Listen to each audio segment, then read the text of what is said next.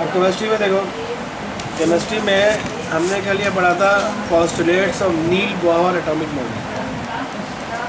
नील Bohr के जो atomic model का उसने पोस्टुलेट दिए थे वो हमने पढ़े थे। नील बोहर के एटॉमिक मॉडल की भी लिमिटेशन थी।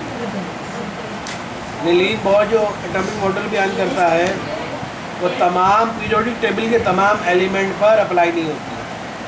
पीरियोडिक टेबल में जितने एलिमेंट हैं तमाम एलिमेंट पर नील बोहर का मॉडल अप्लाई नहीं होता। तो नील बोहर के एटॉमिक मॉडल की लिमिटेशन है, यानी महदूद है। कोई फॉर्म है क्या चीज़? डिफेक्ट नहीं है, डिफेक्ट नहीं का मतलब वो उसकी लिमिटेशन है, महदूद है, यानी वो हर चीज़ को एक्सप्लेन नहीं कर सका। क्या क्या चीज़ें एक्सप्लेन नहीं करता वो भी हम देख रहे हैं, पॉइंट में बताया भाई। इस तरह नील बोहर से पहले कौन था? रदरफोर्ड था ना, उसमें तो उसके डिफेक्ट्स थे, उसने दो बातें बताई वो गलत थी। नील बोहर के एटॉमिक मॉडल में डिफेक्ट्स नहीं, उसकी लिमिटेशंस है। नील बोहर का एटॉमिक मॉडल जो बताया है किसी भी एटम का, अगर आप पीरियोडिक टेबल में मौजूद तमाम एलिमेंट के एटम का अगर एटॉमिक मॉडल निकालना चाहो नील बोहर के मुताबिक तो सही नहीं निकलेगा। इसीलिए हम कहते हैं नील बोहर के एटॉमिक मॉडल की कुछ लिमिटेशंस है। क्या limitation? Number 1, Bohr model of an atom fail to explain the Zeeman effect of magnetic field of the spectrum of atom.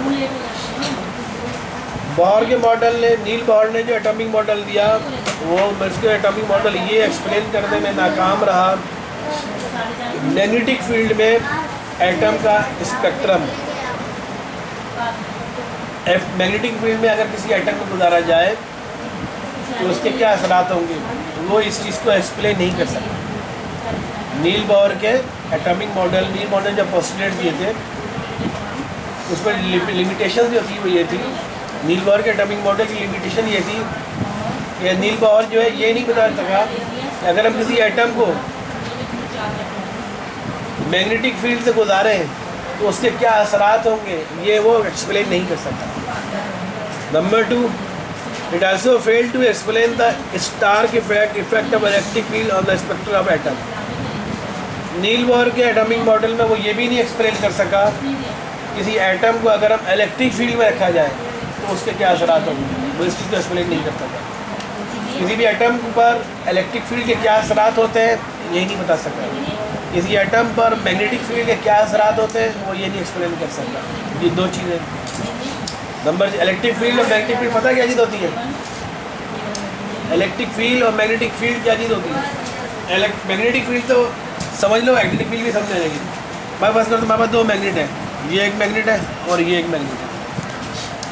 अब ये दोनों मैग्नेट आपस में क्या कर रहे हैं? या तो फोर्स ऑफ अट्रैक्शन लगा रहे होंगे या फोर्स ऑफ रिपल्शन लगा रहे होंगे। देखा है ना, जब मैग्नेट को टकराया तो बाद मरतबा चपक, बहुत तेज चपकता, बाद मरतबा आप करो तो स्लिप होता रहता है, यानी वो रिपेल कर रहा होता है।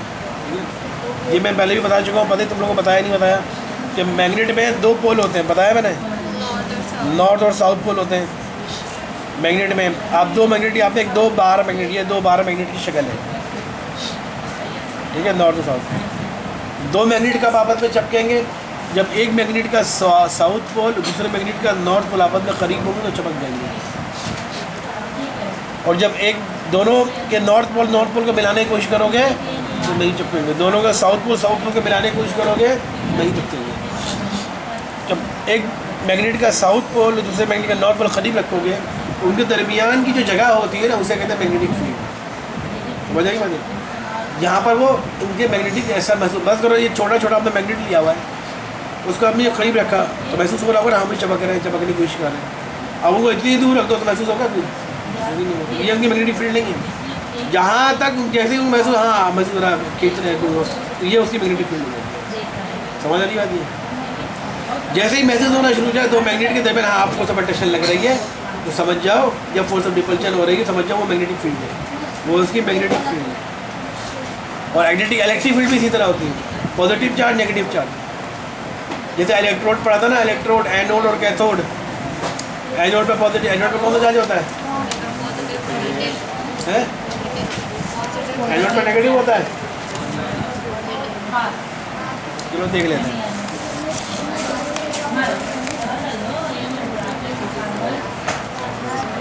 कहाँ पढ़ा था आपने ये एनोड कैथोड है? ये रहा कैथोड पर नेगेटिव चार्ज होता है और एनोड पर पॉजिटिव होता है। कैथोड पर नेगेटिव चार्ज होता है। अब एनोड की कैथोड पर क्या होता है? नेगेटिव। कैथोड प्लेट आपके सामने मौजूद है और एनोड प्लेट आपके पास मौजूद है।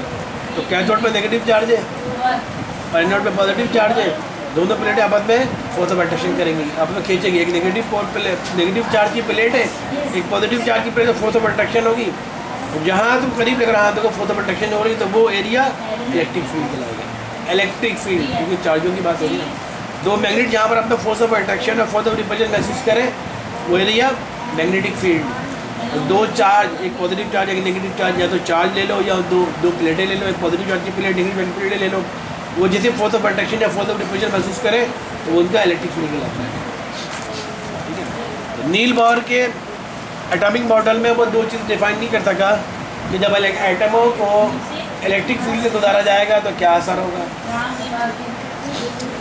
एटमों को मैग्नेटिक फील्ड से गुजारा जाएगा तो क्या असर होगा, वो बता नहीं सका, वो एक्सप्लेन नहीं कर सका। नंबर थर्ड, लिमिटेशंस की है। It deviates Heisenberg uncertainty principle. Heisenberg एक साइंटिस्ट का नाम है। हाइजेनबर्ग एक साइंटिस्ट है, उसने एक प्रिंसिपल दिया था, उस प्रिंसिपल का नाम था अनसर्टेनिटी प्रिंसिपल। इस तरह कोई भी साइंटिस्ट अपने प्रिंसिपल देता है ना, अपने कोई लॉ देता है या कोई प्रिंसिपल देता है, आपको हाइजेनबर्ग अनसर्टेनिटी प्रिंसिपल को जानने की ज़रूरत नहीं है। सिर्फ ये जानना है कि हाइजेनबर्ग साइंटिस्ट का नाम था, उसे एक प्रिंसिपल दिया था, हाइजेनबर्ग अनसर्टेनिटी प्रिंसिपल का नाम था। उस प्रिंसिपल के खिलाफ गया नील बोहर का एटॉमिक मॉडल, उस प्रिंसिपल को फॉलो नहीं किया। जब कोई साइंटिस्ट कोई चीज़ निकालता है ना, कोई इन्वेशन निकालता है, कोई फार्मूला निकालता है, कोई लॉ बताता है, वो लॉ तमाम किस्म के साइंटिस्ट के पास जाता है। मैथ्स के साइंटिस्ट के पास भी जाएगा, मैथमेटिशियन के पास भी जाएगा, फिजिक्स के साइंटिस्ट के पास भी जाएगा, केमिस्ट्री के साइंटिस्ट के पास भी, सब उसको चेक करेंगे अपने अपने हिसाब से, अपने अपने डोमेन में। फिजिक्स वाला अपने फिजिक्स के डोमेन में चेक करेगा कि यार ये फार्मूला जो बोल रहा है सही हो रहा है नहीं हो रहा हमारे हिसाब से। केमिस्ट्री वाला अपने डोमेन में चेक करेगा, मेरे हिसाब से चेक सही हो रहा है नहीं हो रहा।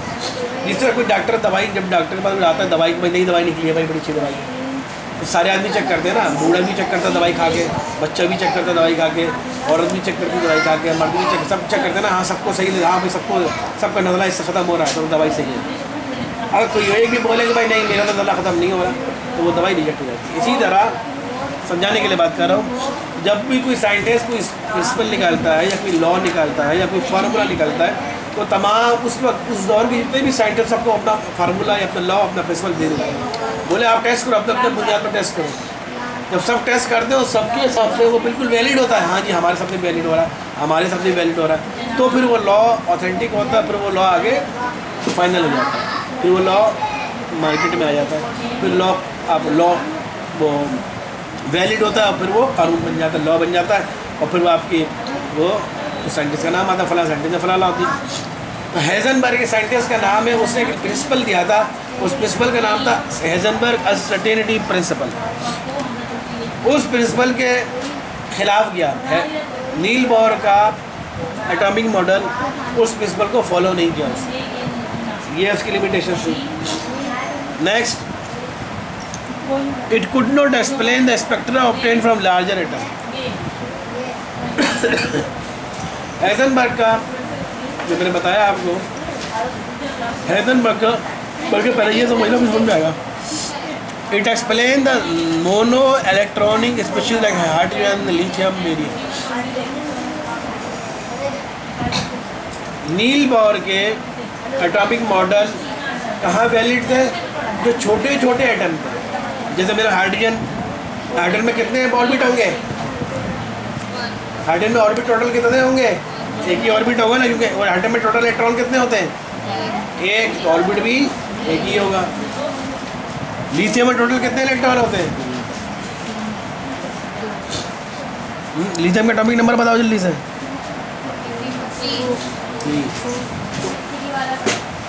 नील बोहर ने जो एटॉमिक मॉडल बताया वो एटॉमिक मॉडल सिर्फ हाइड्रोजन जैसे एटमों के ऊपर तो वैलिड था, लेकिन वो एटम जिनका एटॉमिक मास, जिनका एटॉमिक नंबर बहुत ज़्यादा है, जिनका एटॉमिक नंबर 20, 30, कोई ऐसा एलिमेंट बताओ जिसका एटॉमिक नंबर 24 है, कौन सा एलिमेंट है?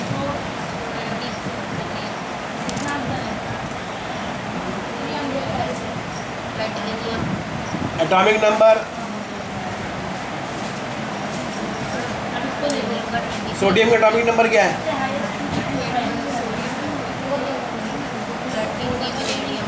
सोडियम का एटॉमिक नंबर क्या है? इसलिए याद करवाया था कि आगे हर जगह यूज होगा ये।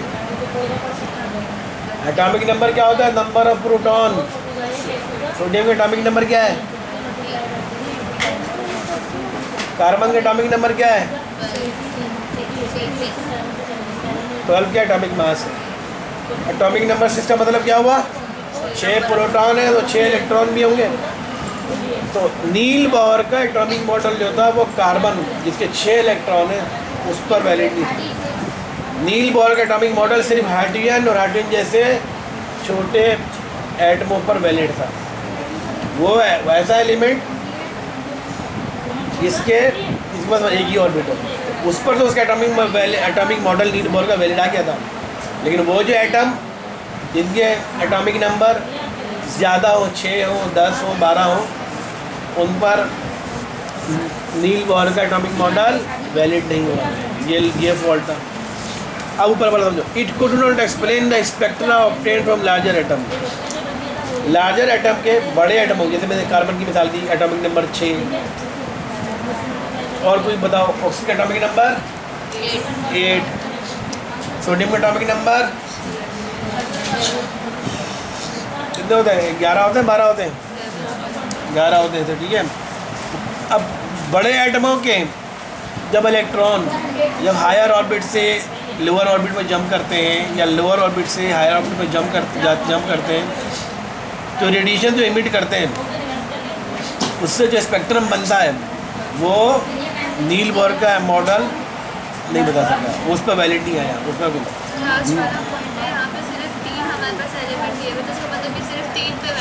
तीन नहीं है, ये 3 नहीं है। ये देखो हाइड्रोजन लिखा हुआ है, हाइड्रोजन +1 लिथियम मैंने या बना सकते हैं अपनी तरफ से। ये लिखा हुआ क्या है? भाई आयन लिखा, पॉजिटिव आयन नेगेटिव आयन मैंने बताया था, पढ़ा है ना। ये यहाँ पर उन्होंने ये गलत लिखा है, H+1 गलत लिखा है, सिर्फ H यहाँ पर, ये कट कर लो। लिथियम में +2 सही लिखा है और बोरॉन में +3 लिखा हुआ है। बोरॉन का एटॉमिक नंबर कितना होता है? 5।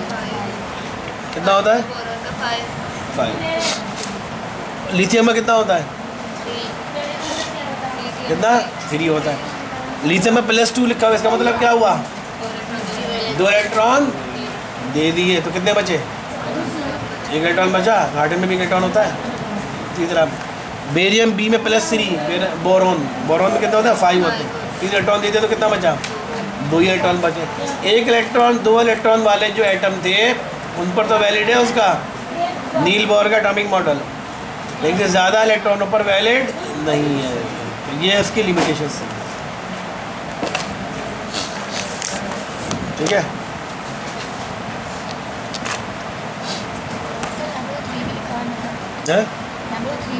हाँ +3 बोरॉन +3 है ना। बोरॉन +3 का मतलब क्या हुआ? बोरॉन ने 3 इलेक्ट्रॉन दिए किसी को, और बोरॉन का एटॉमिक नंबर कितना होता है? 5 होता है। 3 इलेक्ट्रॉन दिए तो कितने बचे? 2।